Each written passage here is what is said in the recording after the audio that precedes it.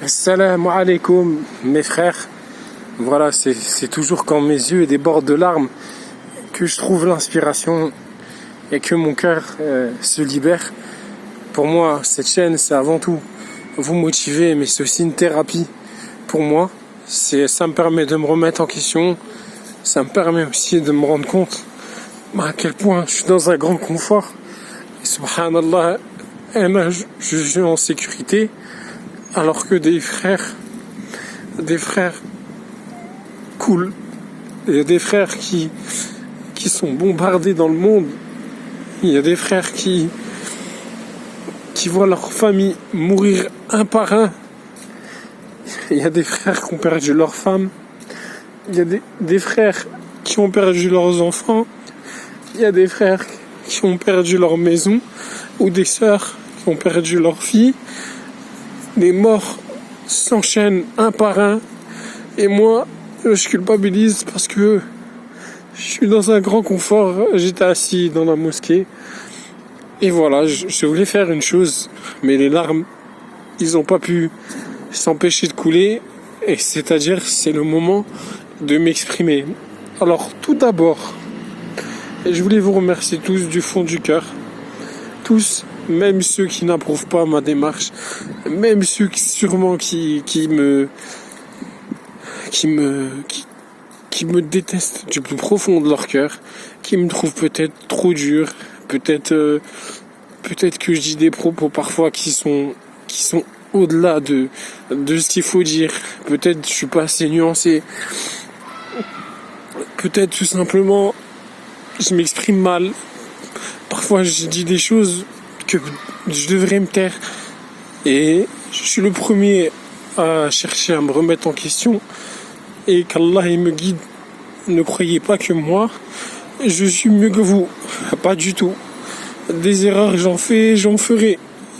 Et si Allah il aurait voulu qu'on n'en fasse pas, Allah il aurait fait de nous des malaïkas, des anges. Donc voilà. Donc moi, mon cœur est triste parce que mes frères ils souffrent et ici surtout où est-ce que je suis, dans le pays où je suis, et Inch'Allah je demande à Allah il me facilite pour vous faire une vidéo assez explicative de ma hijra, comment elle se passe dans le pays où je suis.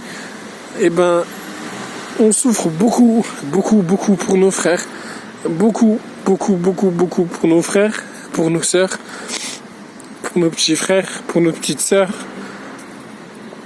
pour nos frères, on souffre. Et leurs yeux témoignent de la tristesse qu'éprouve le peuple dans lequel je suis.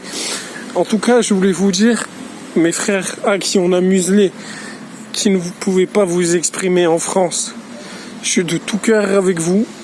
Voilà, ceux qui ne peuvent pas partir, je vous souhaite de tout mon cœur qu'Allah vous permette de vivre cette sérénité que moi je vis. Moi tous les jours j'avais peur, ça toque à la porte, ça toque à la porte, tout simplement pour qu'on m'emmène loin de ma femme, loin de ma famille, loin des miens. Et je sais que, comme on dit l'expression, c'était pas loin d'arriver. Et alhamdoulilah, par la permission d'Allah, j'ai pu échapper à ça. Alors même si j'ai strictement rien fait, même si entre guillemets j'ai rien fait pour qu'il m'arrive ce genre de choses là, je suis musulman et un musulman en France. Les frères, les sœurs, je m'adresse généralement. On ne vous aimera jamais. On ne vous aimera jamais. La parole d'Allah, elle est véridique. Elle est véridique, la parole d'Allah. On ne vous aimera jamais tant que vous n'embrasserez pas leur religion. Alors je vais fermer ce sujet-là parce que j'ai du mal à m'exprimer. Mais ce que j'essaie de vous dire, moi qui est dans un endroit où je vois des morts défiler comme j'en ai jamais vu de ma vie. Je vois des visages se fermer, je vois des fils qui pleurent, je vois tellement de choses. Subhanallah, je pense que j'ai vu plus de morts dans toute ma vie réunie en même pas un an depuis que je suis ici. Et par la grâce d'Allah, Je remercie Allah subhanahu wa ta'ala de me permettre de vivre ces moments-là qui me permettent de me remettre en question et de me reconcentrer sur mes objectifs. Parce que faire ça, Hijra, c'est une chose, mais se stabiliser en Hijra, c'en est une autre. Et voilà, tout dépend après de votre mode de vie, de votre consommation, de vos loisirs, de ce que vous recherchez, de ce qui vous convient. Mais voilà, en tout cas, moi je suis tout cœur avec mes frères. Et je sais que c'est un sujet très très compliqué à aborder. Moi je suis tout cœur avec eux et je leur adresse un message. Allah, il voit, les anges, il voit, et Allah, il aime ceux qui patientent, même dans la difficulté. Alors quelle difficulté de perdre, quelle difficulté pour un papa de perdre son fils, ou une maman de perdre sa fille, ou tout simplement un fils de perdre sa mère, ou de perdre son père. J'ai jamais connu ce genre de douleur, et je demande à Allah qu'il m'en préserve. Et même si on va tous partir un jour, eux, ils se voient partir chacun, chaque jour. Alors c'était pas l'objectif de cette vidéo. Je peux pas expliquer pourquoi les larmes ils ont coulé. Demain, peut-être ça va être totalement paradoxal. Il y a un frère qui m'a envoyé un message qui m'a beaucoup touché. Il m'a dit, je cite, il m'a dit qu'il me donnait sa permission. Il m'a dit que il est tombé sur mes vidéos et voilà quoi, et il a regardé mes vidéos parce que lui il s'apprête à faire la Hijra.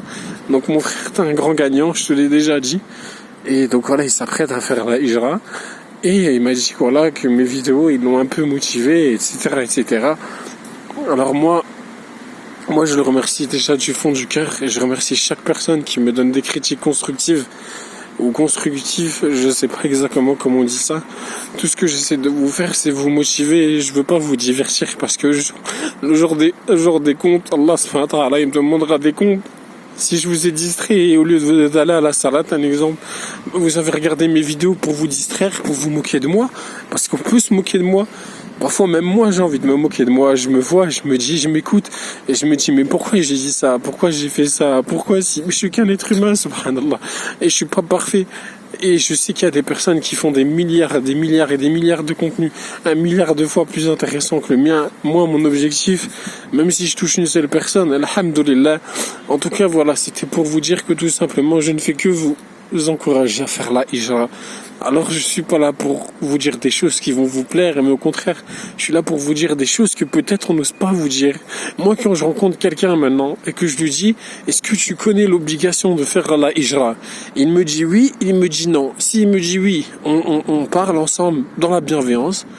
Et s'il me dit non, eh ben moi, je lui explique ou je le renvoie vers des gens de science qui peuvent lui expliquer. Mais voilà, en tout cas, ce que je veux vous dire du fond du cœur, c'est fuyez. Frère, il l'a dit, fuyez. Fuyez pendant qu'il en a encore temps. Après, voilà, celui qui la prépare, Tania, moi j'ai rencontré un frère il y a pas très très longtemps. Un frère, masha'Allah, qui est venu et qui m'a raconté que moi, en fait, je connaissais quelqu'un de sa famille, subhanallah, le monde il est tellement petit. Et en fait, on m'avait raconté l'histoire de quelqu'un de sa famille. En fait, c'était quelqu'un qui devait faire la Hijra. Et en fait, tout simplement, il avait des problèmes, sûrement judiciaires, du moins dans le contexte. C'était un peu chaud pour lui, pour qu'il reste en France. Et donc, il préparait sa Hijra, sûrement dans l'ombre. Mais voilà, aujourd'hui, tout se sait, tout parle. Et ça parle très vite. C'est pour ça, moi, si je donne un conseil, c'est informer ceux qui réellement ont nécessité d'être informés. Il faut pas dévoiler à tout le monde que vous allez faire la Hijra. Et voilà, parce que les gens ils parlent beaucoup. Et donc ce frère-là, il préparait sa Hijra et tout. Et subhanallah, il a envoyé sa femme et tout en sécurité. Et lui, le jour de son départ, il a été renversé par un tram. Donc qu'Allah il lui accorde la sincérité dans son intention. Allah il a repris alors que lui s'apprêtait le jour de son départ à faire la Hijra et s'est fait renverser par un tram. Donc vous allez pouvoir me dire que oui, Inch'Allah, moi je vais la faire dans 1 mois, dans 2 mois, dans 4 mois, dans 6 mois. Désolé, j'ai beaucoup d'émotions, j'ai du mal à me contenir, j'ai une femme enceinte, subhanallah. Mais subhanallah, il y a un savant qui avait répondu à cette question. il n'y a aucun problème. Moi, je te donne l'autorisation, c'est-à-dire la fatwa, de retarder ta hijra, si tu peux me garantir une chose. Est-ce que tu seras là? Est-ce que tu sais si tu seras là dans un mois, dans 2 mois? Et tout le monde connaît cette réponse. Allah wa alam, Allah est plus savant. On ne sait pas combien de temps il nous reste, les frères.